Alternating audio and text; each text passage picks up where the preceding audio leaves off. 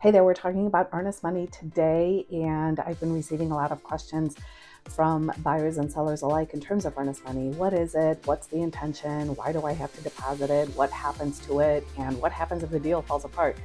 So earnest money is a deposit, and it is intended to be a good faith deposit on behalf of the buyer in order to show their seriousness towards the transaction, towards the home.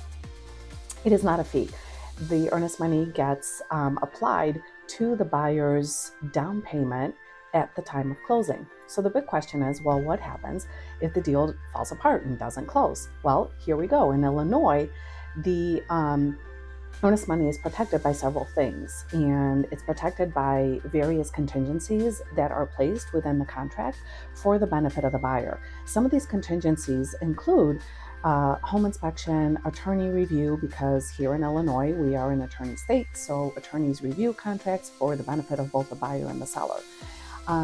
Financing contingency is another one where the earnest money is protected. Home to close, home to sell contingencies, those are also contingencies that could be utilized in a real estate contract where the earnest money is protected. So if a buyer decides to cancel and walk away from the contract and uses a valid reason and does so within the specified time frame of that specific contingency or contingencies, then typically that earnest money gets returned back to the buyer. However, if the buyer decides to just simply walk away after the contingent, either one or all the contingencies have been satisfied, or does so after certain timeframes have already lapsed, well, there may be a chance where the seller might get the earnest money.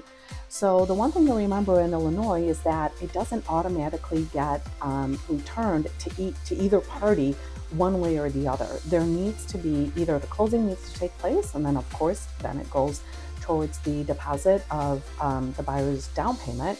In the event where the deal falls apart, there needs to be written direction and written agreement by both buyer and seller as to how that earnest money gets refunded and who gets it.